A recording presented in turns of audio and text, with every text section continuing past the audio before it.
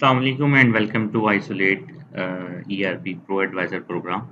आज second lecture है और आज का लेक्चर थोड़ा सा बोरिंग होगा, लेकिन that is very very important and that is also the backbone of complete ERP system. जिसमें आज जो हम rules of debit and credit की जो ये गेम है इसको प्ले करेंगे। तो इसको इस लेक्चर का पे ये जो लेक्चर है इस पे पूरी जो अकाउंटिंग है वो डिपेंडेंट है। तो आज के लेक्चर को आपने बहुत गौर से सुनना है और इस पे जितने भी आपके क्वेश्चन हैं वो आपने सारे एमडीवी जो मॉडरेट डिस्कशन बोर्ड है वहाँ पे करने हैं और इसको क्लियर करके फिर तभी आगे चलना है। कहीं पे कोई भी आपको प्रॉब्लम फेस अगर हो रही हो या कोई भी इशू हो आपको, तो डायरेक्ट एमडीवी में आपने जो भी अपनी इंक्वायरी है वो सबमिट करें ताकि राइट अवे टीम जो है वो आपको रिस्पॉन्ड करे, क्योंकि इस लेक्चर पे आपने कोई भी कंप्रोमाइज नहीं करना।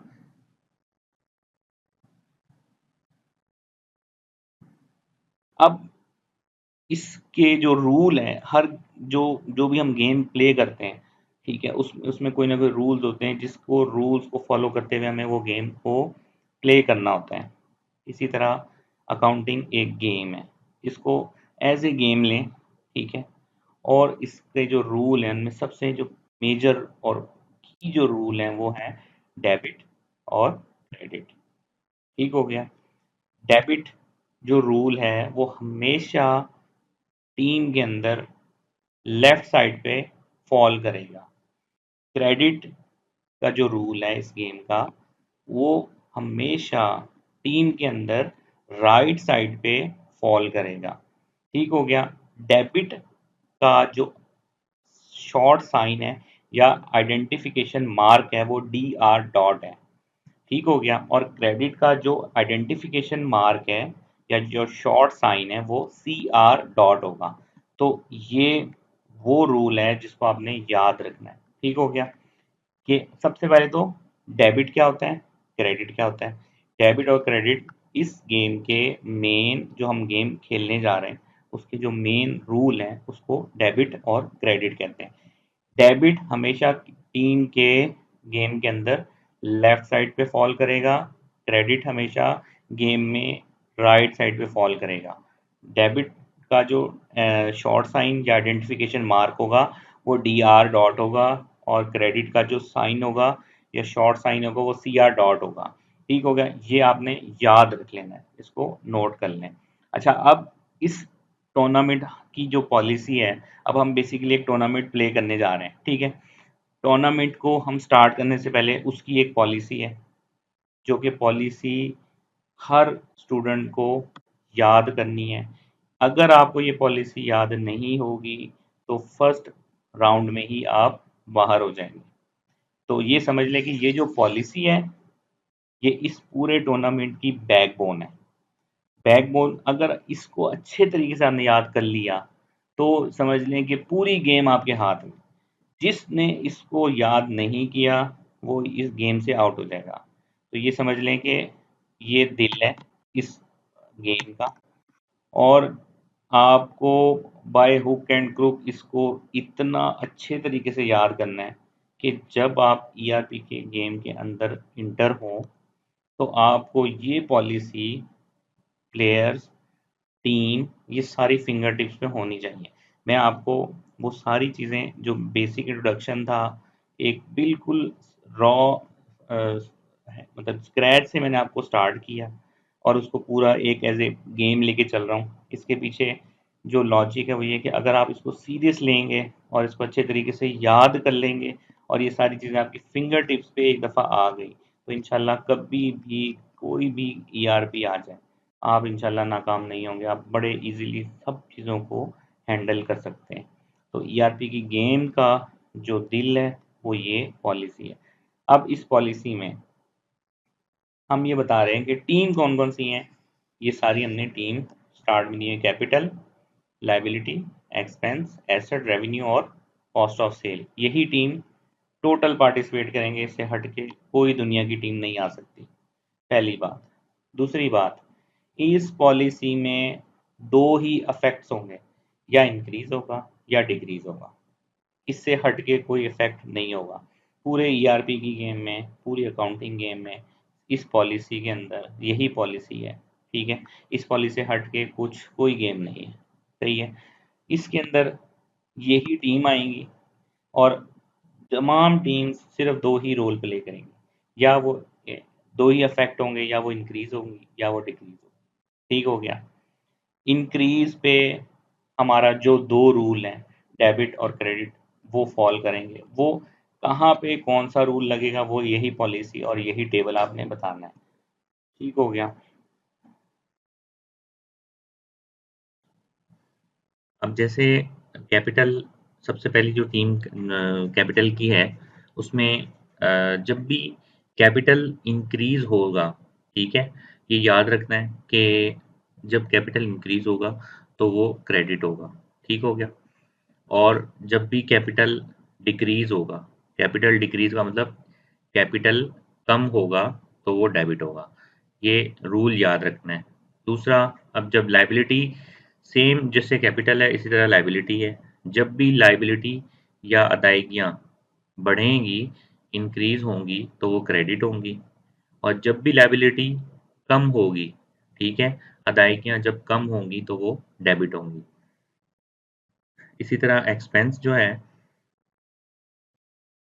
जब भी एक्सपेंस इंक्रीज होंगे तो वो डेबिट होंगे। ठीक हो गया। और जब भी एक्सपेंस डिक्रीज होंगे तो वो क्रेडिट होंगे। इसी तरह एसेट्स, जब भी असासा जात, जो भी आपकी एसेट्स हैं, जब वो बढ़ रहे होंगे या इंक्रीज हो रहे होंगे तो वो हमेशा डेबिट होंगे। और जब भी वो कम होंगे एसेट्स या डिक्रीज होंगे तो वो क्रेडिट होंगे। इसी तरह रेवेन्यू, कैपिटल और लायबिलिटीज, इनका जो बिहेवियर है वो सेम है।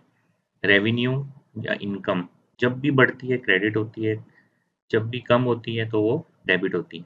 ये कम और बढ़ने और इंक्रीज और डिक्रीज का जो प्रोसेस है, ये जब हम ट्रांजैक्शन आगे पास करेंगे, और तो तब मैं आपको इसका ट्रांजैक्शन लेवल पे बताऊंगा कि किस तरह से ये होगा। लेकिन आपको ये एटलीस्ट टेबल याद होना चाहिए। जब हम ट्रांजैक्शन पास कर रहे हो उस टाइम फिंगर टिप्स पे आपकी ये टेबल होगा, तो आप ट्रांजैक्शन बहुत फ्रीक्वेंटली पास करना शुरू हो जाएंगे। ठीक हो गया। अब इसमें ये क्या, रेवेन्यू का मैंने बताया कि रेवेन्यू, कैपिटल और लायबिलिटी आपने याद रखना है कि इनका बिहेवियर सेम है। एक्सपेंस, एसेट, ठीक है, और कॉस्ट ऑफ सेल, इनका बिहेवियर सेम है। रेवेन्यू इनकम जब भी इंक्रीज होगी तो क्रेडिट होगी, रेवेन्यू जब डिक्रीज होगा या कम होगा इनकम तो वो डेबिट होगी। इसी तरह कॉस्ट ऑफ सेल जो है, ये कंट्रा अकाउंट होता है रेवेन्यू का। तो जब भी ये कॉस्ट ऑफ सेल इंक्रीज होगा तो डेबिट होगा, और कॉस्ट ऑफ सेल जब भी कॉस्ट डिक्रीज होगी तो वो क्रेडिट होगी। तो ये बेसिकली टेबल है, और पूरी एक पॉलिसी है जिसको याद रखना बहुत ज़रूरी है। इसको अच्छे तरीके से याद करें ताकि हम आगे फर्दर ट्रांजैक्शन पास कर सकें। अब इसमें हम इस तरह कर लेते हैं, एक टूर्नामेंट जैसे मैच होते हैं, इसी तरह हम एक टूर्नामेंट राउंड जो है ना वो स्टार्ट कर लेते हैं। उसमें टीम्स जैसे टूर्नामेंट में बनाते हैं, इसी तरह हम कैपिटल वर्सेस कैपिटल की टीम बना लेते हैं। कैपिटल वर्सेस लायबिलिटी का टूर्नामेंट हो गया। इस टूर्नामेंट में ये टीम्स के किन किन टीम्स के दरमियान ये टूर्नामेंट होगा, ठीक है, एक सपोज कर लें। और हम कैपिटल की मेन टारगेट रख के वर्सेस उनका capital, liability, expense, asset, revenue, cost of sale और ड्राइंग के साथ हम इनका एक मैच फिक्स करवाते हैं। अब इसको अगर एक पॉइंट ऑफ व्यू से हम देखें कि ये किस तरह से ये गेम जो है ये किस तरह से प्ले करेंगे, हम सपोज करेंगे और एक एक ट्रांजैक्शन हम बनाएंगे, ठीक है। अच्छा, ये जो एक्सरसाइज है ये बड़ी पैथेटिक होगी आप लोगों के लिए, बड़ी बोरिंग होगी, ठीक है। लेकिन ये मैं बहुत ज़्यादा इसको फोकस इसलिए करूँगा और बहुत ज़्यादा आपकी ट्रांजैक्शन है इसलिए पास करवाऊँगा, क्योंकि लॉजिकली एक इम्पैक्ट पड़ता है कि जब आप कोई भी काम को एक रूटीन में स्टार्ट कर देते हैं, तो एक वक्त आता है कि उसके बाद आपका जो माइंड है ना, वो उस जो प्रोसेस है उसमें आपका माइंड जो है वो स्टार्ट चलना शुरू हो जाता है। तो ये मतलब मैं आपको अपना एक्सपीरियंस जो है ना वो शेयर कर रहा हूँ। तो बेहतर इसमें जो मतलब बेस्ट प्रैक्टिस क्या है कि आप इसमें बोर होंगे, नो डाउट इसमें आपका टाइम भी वेस्ट होगा। आप ये कहेंगे कि तो एक ही चीज़ को बार बार कराया जा रहा है, रिपीट हो रही है, रिपीट हो रही है। तो it's a very boring task. But जब अगर आप इसको कंसेक्यूटिव करते जाएंगे और जब आपको खुद एक दफ़ा फील होगा ना कि अब आप उस ट्रैक पे चढ़ गए हैं और अब आप फास्ट ट्रैक अडॉप्ट करके अपनी जो डेस्टिनेशन है वहां तक पहुंच सकते हैं, तो उस वक्त आपको ये फील होगा कि हाँ, ये जो प्रैक्टिस थी ये क्यों ज़्यादा इंपॉर्टेंट थी।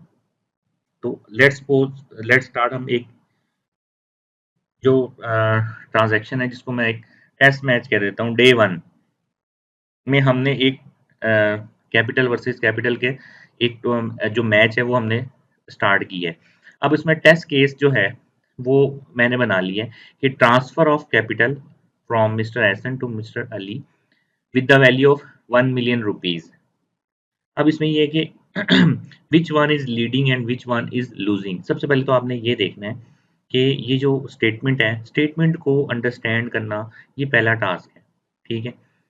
अब इस स्टेटमेंट में आपने ये देखना है कि बेसिकली स्टेटमेंट क्या क्या रही है। आप बीइंग एज ए बिजनेसमैन या आपने कोई भी बिजनेस स्टार्ट की है तो आपने capital transfer of capital from Ehsan, Ehsan ने to mister Ali with the value of 1 million rupees. They both are, इन दोनों का, मिस्टर अली और मिस्टर एहसन, ये दोनों बेसिकली ऑनर है। इन दोनों ने एक दूसरे से कैपिटल ट्रांसफर की है। तो mister Ehsan capital account is decreasing because it's transferring money to mister Ali. So mister Ali account is increasing, ठीक है, because it's receiving money from mister Ehsan. तो एक कैपिटल का अकाउंट डेबिट इंक्रीज हो रहा है और दूसरी साइड पे दूसरा कैपिटल का जो अकाउंट है वो डिक्रीज हो रहा है। तो जब भी आपने, अब इसको यहाँ से हम एक दफा इस टेबल को देखते हैं। ठीक है, कैपिटल जब इंक्रीज होगा तो क्रेडिट होगा, जब डिक्रीज होगा तो डेबिट होगा। अब इसको हम अप्लाई करते हैं तो हमें पता लगेगा कि एहसन का अकाउंट कम हो रहा था, तो अगर कम हुआ है, डिक्रीज होगा तो वो डेबिट होगा। ठीक है। तो ये देखिए ना, ये इसलिए याद करना ज़रूरी है आप लोगों के लिए कि आपको पता हो कि जब वो डिक्रीज होगा तो क्या बिहेवियर होगा राइट साइड पे, और अगर इंक्रीज होगा तो क्या बिहेवियर होगा लेफ्ट साइड पे। ठीक हो गया। अब इसमें एसन का कैपिटल डिक्रीज हो रहा है, कम हो रहा है, तो वो डेबिट होगा, और मिस्टर अली का कैपिटल इंक्रीज हो रहा है तो वो क्रेडिट होगा। क्योंकि आप ये देखें कि जब भी कैपिटल इंक्रीज होता है वो क्रेडिट होता है। तो ये फर्स्ट ट्रांजैक्शन आपकी मैंने इस तरह से एक एग्जांपल कोट की है जिससे आपको आइडिया स्टार्ट होगा। सेकंड, ये जो अब हम ट्रांजैक्शनें पास कर रहे हैं, यही ट्रांजैक्शनें आपने खुद से क्रिएट करनी है, और क्रिएट करके फिर जो डिस्कशन बोर्ड है आइसोलेट ईआरपी का, वहाँ पे आपने जो जो लेक्चर, जिस लेक्चर के अगेंस्ट ये होगा वहाँ पे आपने ट्रांजैक्शनें सबमिट करवानी है, ताकि मुझे एटलीस्ट ये पता हो कि आप लोग कितना अंडरस्टैंड कर रहे हैं। और वहाँ पे जो भी आपके कोई क्वेश्चन वगैरह होंगे वो भी आप सबमिट करिएगा, ताकि पता लग जाएगा कि कौन कितनी एफर्ट कर रहा है। क्योंकि ये ऑनलाइन सेशन है, अब ऑनलाइन सेशन में सबके साथ फिजिकल इंटरेक्शन तो नहीं हो सकता, लेकिन एटलीस्ट जो बंदा एफर्ट कर रहा है उनका पता लग जाएगा कि कौन कौन एफर्ट कर रहा है और किस तरह से वो आगे बढ़ रहा है। तो ये जिस तरह से मैंने ट्रांजैक्शनें बनाई हैं, इसी तरह से आपने ट्रांजैक्शनें बनानी है, सबमिट करनी है। कहीं पे कोई इशू होगा वहाँ पे मैं इसको चेक कर लूँगा और आपको राइट अवे रिस्पॉन्ड कर दूंगा, वहीं एमडीबी जो मॉडरेट डिस्कशन बोर्ड है।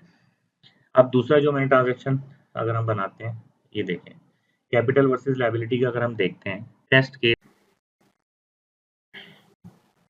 अब यहाँ पे वैसे तो बेसिकली अगर देखा जाए तो कैश बिजनेस में आ रहा है, लेकिन कैपिटल अगर हम देखे जाए तो कैपिटल कम हो रहा है, क्योंकि कैपिटल आपने बैंक से लोन लिया और पर्सनल अकाउंट को आपने हिट किया, तो आपका कैपिटल का अकाउंट जो है वो डेबिट हो रहा है। इट मीन कैपिटल आपका कम हो रहा है, लायबिलिटी इंक्रीज हो रही है।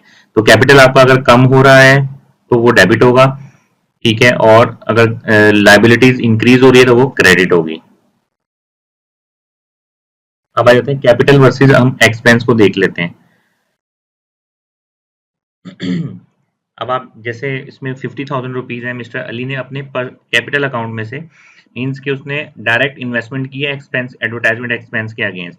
एक तो ये होता है ना कि हम पहले जो इन्वेस्टमेंट है वो कंपनी में इंट्रोड्यूस करवाते हैं, like in the form of cash और बैंक, ठीक है।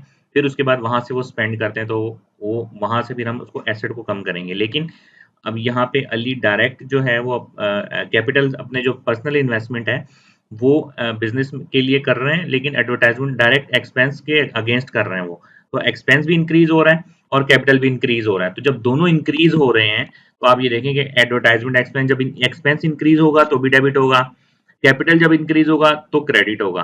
ठीक हो गया। मेन पॉइंट ये है कि आपका इस हर ट्रांजैक्शन में दो ट्रांजैक्शन लाजमी हिट होंगी और सेम अमाउंट से हिट होंगी। सेम अमाउंट से वो डेबिट होगी और सेम अमाउंट से वो क्रेडिट होगी। तो जो बैलेंस होगा नेट, वो आपका दोनों इक्वल होना चाहिए, left is equal to right, right side. तो आपका डेबिट और क्रेडिट दोनों में सेम इम्पैक्ट जाएगा। अब आप ये देखें कि 50,000 से एडवर्टाइजमेंट एक्सपेंस डेबिट हो रहे हैं और कैपिटल मिस्टर अली जो है वो इंक्रीज हो रहा था, वो 50,000 से क्रेडिट हो रहा है। अब हम आते हैं कैपिटल वर्सेस एसेट। अब इसमें यह है कि mister Ali purchase furniture of 3,50,000 for office use from his own account on February 20th 24. Now which one is leading and which one is losing? Mr. Ali capital account is decreasing because he is spending amount from his own account for purchasing of assets, and on the other side furniture account, that is fixed asset, is increasing because asset is increasing. अब आप इसमें थोड़ा सा ये focus करें कि mister Ali purchase furniture 3,50,000 for office use from his own account. Same direct investment हो रही है किस चीज के अगेंस्ट? एसेट के अगेंस्ट। एसेट इंक्रीज हो रहे हैं क्योंकि एसेट कंपनी में इंट्रोड्यूस हो रहे हैं। ठीक है, तो एसेट्स जब आपके इंक्रीज होंगे तो डेबिट होंगे।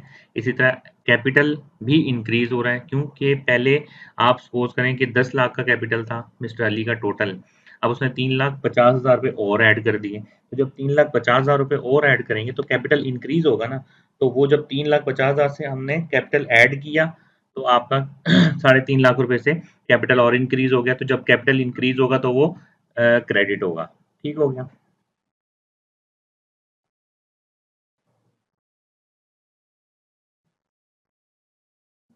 अब नेक्स्ट जो है वो कैपिटल वर्सेस रेवेन्यू को अगर हम एक केस स्टडी देख लेते हैं।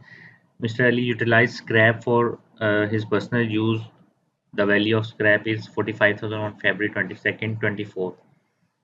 अब इसमें अगर हम देखें तो मिस्टर अली जो है वो कैपिटल जो है उनका जो कैपिटल है वो डिक्रीज हो रहा है because he is utilising company scrap for his own use. And sales जो है indirect sales by product is also increasing because sales are increase. सिर्फ ट्रांजैक्शन को एक दफा अगर हम देखें तो जो स्क्रैप है, utilise mister Ali utilise scrap for his personal use, means कि आपकी कंपनी, जो मिस्टर अली की कंपनी है, उस कंपनी का जो बाई प्रोडक्ट स्क्रैप वैल्यू जो थी वो मिस्टर अली ने अपने पर्सनल मतलब घर पे ले गए या पर्सनल यूज के लिए यूटिलाइज कर लिया। अब आप अपने ही बिजनेस की जो चीज़ें हैं वो अपने पर्सनल यूज़ के लिए अगर यूज़ करेंगे तो डेफिनेटली वो आपकी पर्सनल यूटिलाइजेशन में आएंगी। तो उसको अगर हम देखें तो जो सेल्स है, क्योंकि सेल्स तो अल्टीमेटली बढ़ी हैं, क्योंकि सेल्स की एंट्री तो पास होगी ना। तो 45,000 रुपये से आपकी सेल्स इंक्रीज हो रही हैं, तो सेल्स जब भी इंक्रीज होगी तो क्रेडिट होगी। इसी तरह अब हम अगर देखें तो कैपिटल जो है वो अगर सपोज करें 13,50,000 रुपये में था, 13,50,000 रुपये से 45,000 रुपये माइनस कम होगा ना, क्योंकि पर्सनल यूटिलाइजेशन में आ रहा है। तो 45,000 रुपये उनसे उनका कैपिटल कम हो रहा है, जब कैपिटल कम होगा तो वो अल्टीमेटली डेबिट होगा। अब नेक्स्ट ये है कि हमने जैसे पहले कैपिटल वर्सेस अदर तमाम जो अकाउंट्स थे उनका हमने रिव्यू लिया था। अब नेक्स्ट हम लेते हैं लाइबिलिटीज़ के साथ। हम तमाम जो अकाउंट्स हैं जैसे liability versus liability, liability versus capital, expense, assets, revenue, cost of sale के एक इन ट्रांजैक्शन जो है हम पास करते हैं। ये नेक्स्ट ये है कि लाइबिलिटी वर्सेस कैपिटल का अगर हम ट्रांजैक्शन बनाएं तो टेस्ट केस में ये है कि loan received 40,000 4 lakh from bank UBL 23463, ये बैंक टाइटल है। ठीक है, for personal use of mister essence against capital. ठीक है, ऑन February 19। तो उसमें ये देखें लोन रिसीव्ड, हमने लोन रिसीव किया बैंक से, यूबीएल से लोन लिया है। जब अब यहीं से हमें एक चीज़ क्लियर हो गई कि लोन रिसीव हुआ है तो इट मीन्स कि लोन इंक्रीज हुआ है। लोन क्या है? हमारा लायबिलिटी है। लायबिलिटी क्या हो रही है? इंक्रीज हो रही है। जब भी लायबिलिटी इंक्रीज होगी तो वो क्रेडिट होगी। तो यूपीएल का जो कैपिटल अकाउंट जो है एसएन का, वो और आ किस में रहा है? वो 4 लाख रुपए इसमें आ रहा है। तो आपका जो कैपिटल अकाउंट है, अब आपने उस लोन को रिसीव किया है पर्सनल यूटिलाइजेशन के लिए, ये नीचे 40,000 रुपये, इसको ये 4 लाख रुपीज है basically, it's a typo mistake. तो 4 लाख रुपए आपने जो लोन पर्सनल यूटिलाइजेशन के लिए है, तो कैपिटल आपका, आपने सपोज करें कि विदड्रॉ करवा लिया, वैसे तो ये ड्राइंग के अगेंस्ट अकाउंट एडजस्ट होता है, लेकिन हमने लाइबिलिटी वर्सेस कैपिटल के अकाउंट की एक ट्रांजैक्शन सपोज की है, तो कैपिटल के अगेंस्ट हम एडजस्ट करेंगे तो कैपिटल है वो आपका कम हो रहा है। ठीक है, जब भी कैपिटल डिक्रीज होगा तो आपका कैपिटल डेबिट होगा, और जब लोन आपका इंक्रीज होगा तो वो आपका क्रेडिट होगा। इस तरह लाइबिलिटी वर्सेस एक्सपेंस की एक और हम ट्रांजैक्शन देख लेते हैं। टेस्ट केस ये है कि liability generate of tax payable on February 28 on accrual basis with the amount 21,000। ठीक है, टैक्स पेबल के अगेंस्ट हमने लाइबिलिटी जनरेट की है on accrual basis with the amount of 21,000। अब ये बेसिकली एक्रूअल बेसिस पे ट्रांजैक्शन है। एक्रूअल का मैंने आपको स्टार्ट में बताया था कि एक कैश ट्रांजैक्शन होती है, एक एक्रूअल ट्रांजैक्शन होती है। तो एक्रूअल बेसिस पे मतलब हमने मंथ एंड पे हमने सारी लाइबिलिटीज को जनरेट करना है, और जो बुकिश नॉलेज कंसेप्ट है कि हमने तमाम ट्रांजैक्शंस जो हैं वो जिस वक्त हो रही हैं उसी वक्त हमने पास करनी है, और उसका फ्यूचर इम्पैक्ट जो है वो हमने शो करवा लेना है। अब इसमें ये देखें कि इंक्रीज जो हमारी हो रही है वो सेल टैक्स एक्सपेंस हमारा डेबिट हो रहा है। ठीक है, क्योंकि एक्सपेंस हमारी जो टैक्स पेएबल है, हम उसको उस सेम डे में राइट ऑफ करना चाह रहे हैं, क्योंकि हम इसको जो एक्सपेंसेस होते हैं वो जिस महीने में होते हैं ना, वो उसी महीने में हम उसको चार्ज करने चाहिए, ताकि आपकी जो एक्चुअल जो प्रॉफिटेबिलिटी है वो शो हो जाए।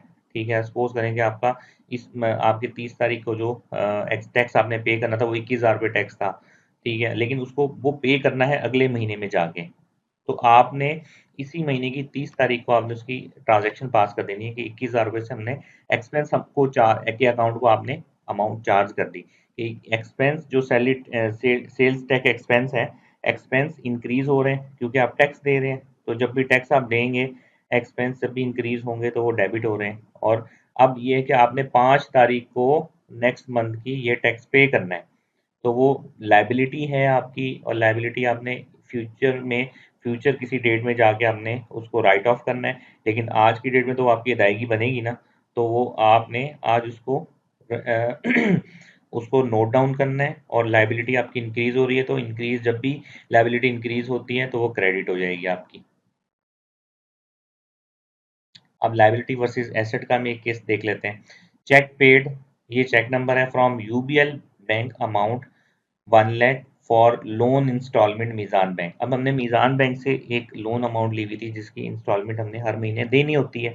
अब जब हम लोन की अमाउंट पे करेंगे तो हमारा कंपनी का जो आपने चेक पे किया है यूबीएल अकाउंट से, तो 1 लाख रुपए से आपका जो बैंक है वो कम होगा, और लोन का जो है, जो बेसिक आपका लोन है वो भी आपका लाइबिलिटी अकाउंट है, तो लोन भी कम हो रहा है आपका, और एसेट भी कम हो रहा है आपका। किस तरह से? क्योंकि आप अपनी कंपनी के बैंक अकाउंट से पेमेंट पे कर रहे हैं लोन के अगेंस्ट, तो लाइबिलिटी भी कम हो रही है और एसेट भी कम हो रहा है। तो जब भी आपकी लाइबिलिटी कम होगी, ठीक है, लाइबिलिटी इंक्रीज आपकी डिक्रीज हो रही है, तो लाइबिलिटी जब भी डिक्रीज होगी तो लाइबिलिटी डेबिट हो जाएगी, और जब आपका एसेट डिक्रीज होगा तो एसेट क्रेडिट होगा। तो 1 लाख रुपए से आपने बैंक अकाउंट, बैंक जो है आपका एसेट है।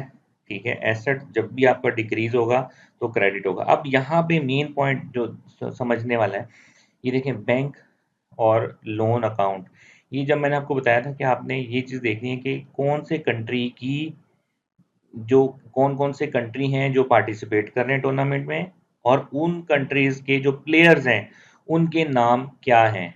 तो जब आप वहाँ जाके उसको रिव्यू करेंगे ना, तो आपको पता लगेगा कि जो लायबिलिटी वर्सेस एसेट, ये आपके कंट्रीज़ हैं, और लोन अकाउंट और यूबीएल जो बैंक अकाउंट है, ये उनके प्लेयर्स नेम है। तो कौन से प्लेयर्स किस तरह से यूटिलाइज हो रहे हैं, किस रूल के अगेंस्ट यूटिलाइज हो रहे हैं और किन कंट्रीज के प्लेयर्स पार्टिसिपेट कर रहे हैं इस मैच में। तो ये चीज़ आपको अब रिव्यू होना शुरू हो जाएगी कि हम किस तरह से जो अकाउंट हैं उन टाइटल्स को यहाँ पे लेके आ रहे हैं, किस तरह से वो इस गेम में पार्टिसिपेट कर रहे हैं, किस रूल के अगेंस्ट आ रहे हैं, वो डेबिट और क्रेडिट की रूल है इन उस, और तमाम गेम जो चल रही है वो तमाम उस टेबल के अगेंस्ट चल रही है जो रूल डेबिट क्रेडिट का था, जहाँ पे मैंने आपको बताया था कि वो याद करना बहुत ज़रूरी है। अब यहाँ पे ना एक पॉइंट जो बड़ा इंपॉर्टेंट है, जिस पे थोड़ा सा टाइम मैं चाह रहा हूँ कि इस पे आपको ब्रीफिंग दूँ, उसमें ये है कि जब जब भी आपने ये एक चीज़ नोट कर लेनी है, जब भी सेल्स की ट्रांजैक्शन होगी, स्पेशली जब आप सेल्स किसी भी ट्रेडिंग में, मैन्युफैक्चरिंग में या कोई भी गुड्स जिसका फिजिकल वजूद है, कोई भी स्टॉक सेल कर रहे हैं, ठीक है, जो आपके गोदाम में पड़ा हुआ है, जो आपने सेल्स की है, तो उस सिचुएशन में आपने 4 ट्रांज़ैक्शन पास करनी है। ये सिर्फ़ टिपिकली सिर्फ़ और सिर्फ़ सेल्स की ट्रांज़ैक्शन में ये ट्रांज़ैक्शन पास होगी कि जब भी आपने ये याद रखना है कि जब भी सेल्स की ट्रांज़ैक्शन होगी या सेल्स का टेस्ट मैच अगर आप प्ले कर रहे हैं, तो उस सिचुएशन में आपने 2 दफ़ा ट्रांज़ैक्शन पास करनी है। सबसे पहले तो आपने ये इसको लॉजिकली ये चीज़ देखनी है कि आप जब भी सेल्स करेंगे तो उसमें क्या बिहेवियर होगा। एक तो जब भी आप सेल करेंगे तो आपके जो फिजिकल आपके पास वो स्टॉक है, वो स्टॉक आपका कम हो जाएगा। स्टॉक क्या है आपका? एसेट, करंट एसेट, ठीक है। करंट एसेट इन डिक्रीज हो रहा है तो इट मीन्स कि आपका सेल्स हो रही है तो आपका स्टॉक कम होगा। जब स्टॉक कम होगा एसेट, तो उसके अगेंस्ट क्या चीज़ बढ़ेंगी? एक तो आपकी सेल्स इंक्रीज होगी, ठीक है। दूसरा, आप वो जो सेल्स कर रहे हैं वो अगर आप उधार पे कर रहे हैं, ठीक है, तो जिस जिसको आप सेल करेंगे वो आपका कस्टमर होगा। तो जब भी उधार पे आप सेल करेंगे तो आपका जो आपका कस्टमर है उसको अकाउंटिंग टर्म में अकाउंट रिसीवेबल कहते हैं, ठीक है। तो जब भी आप सेल्स करेंगे उधार पे तो आपका अकाउंट रिसीवेबल जो है, जो कि कस्टमर है आपका, वो आपका इंक्रीज होंगे। रिसीवेबल्स जो है, रिसीवेबल्स मीन्स कि आपने लेना है, लेना मतलब आपने कोई भी चीज़ सेल की है उधार पे तो वो आपने अमाउंट वापस लेनी है, कस्टमर आपको पे करेगा उसके अगेंस्ट। तो आपके एक तरफ से जब आपकी स्टॉक कम हो रहा है तो एसेट आपके माइनस हो रहे हैं, ठीक है। तो एसेट माइनस हो रहे हैं इट मीन्स एसेट डिक्रीज हो रहे हैं, तो एसेट आपके डिक्रीज होंगे तो क्रेडिट होंगे। दूसरी तरफ से अकाउंट रिसीवेबल जो है वो आपका, जब भी से आप अकाउंट रिसीवेबल इंक्रीज हो रहा है क्योंकि आपका उधार बढ़ रहा है। अब इस सिचुएशन में अगर हम वाइस वर्सा देखें तो यहाँ पे सेल्स रिटर्न हो रही है। आगे चल के मैं आप एक सेल्स की ट्रांजैक्शन जिसमें 4 ट्रांजैक्शन है वो भी आपको इम्पैक्ट नज़र आएगा। लेकिन इस सिचुएशन में क्या है कि आपकी जो सेल्स रिटर्न हो रही हैं, उस सिचुएशन में क्या होगा कि आप पहले वो सेल्स कर चुके हैं। उसको उस जब आपने सेल्स की ट्रांजैक्शन की थी, उस वक़्त सेल्स क्रेडिट की थी और उसके अगेंस्ट जो कॉस्ट है सेल्स की वो आपने डेबिट की होगी। अब जब आप रिवर्स कर रहे हैं एंट्री तो सेल्स आपकी डेबिट होंगी, ठीक है। और कॉस्ट ऑफ सेल जो है, जो कि कॉस्ट, क्योंकि आपकी कॉस्ट वापस आ रही है, पहले आप वो कॉस्ट चार्ज कर चुके थे, अब क्या हुआ कि आपकी सेल्स रिटर्न हो गई।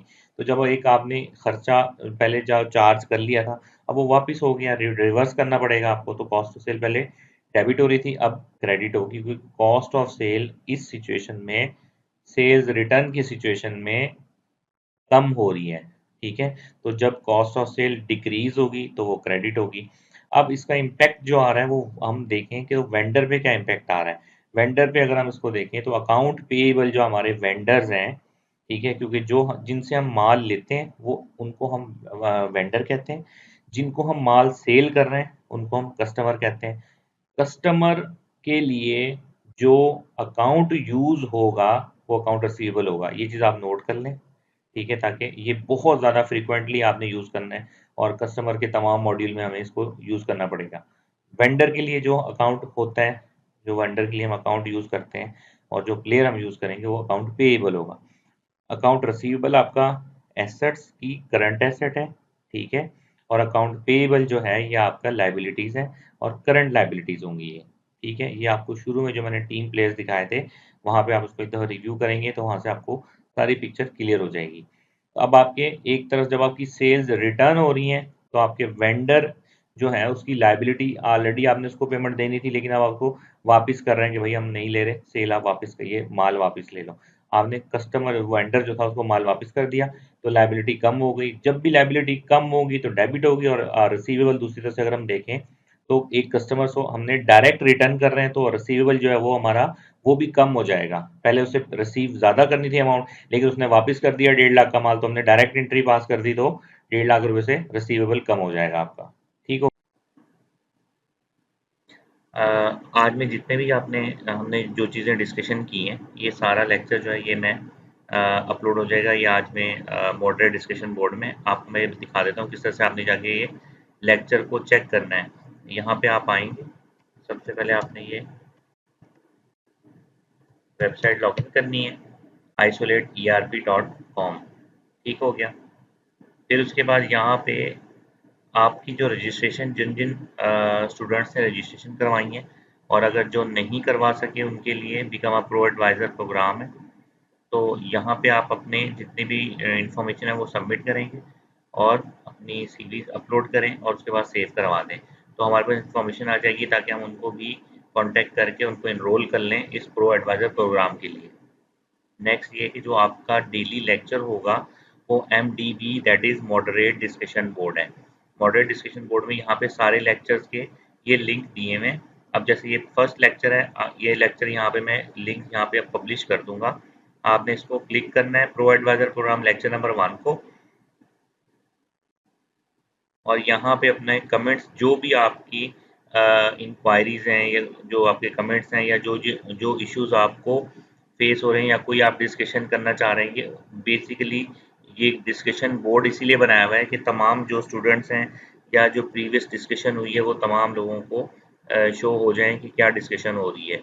और अगर किसी के कोई क्वेश्चन है तो वो फ़ौरन यहाँ पे अपना क्वेश्चन टाइप करें, नेम, ईमेल, और ये वेबसाइट की ज़रूरत नहीं है, मैंडेटरी है ये, और सेव करा के पोस्ट कर देंगे अपना कमेंट, तो वो मेरे पास आ जाएगा और मैं फिर उसको राइट अवे रिप्लाई कर दूंगा। और जितने अच्छे आपके जितने ज़्यादा कमेंट्स आएंगे, मेन यहीं से मुझे ये इन्फॉर्म आइडिया हो जाएगा कि कौन स्टूडेंट ज़्यादा इंटरेस्ट ले रहा है।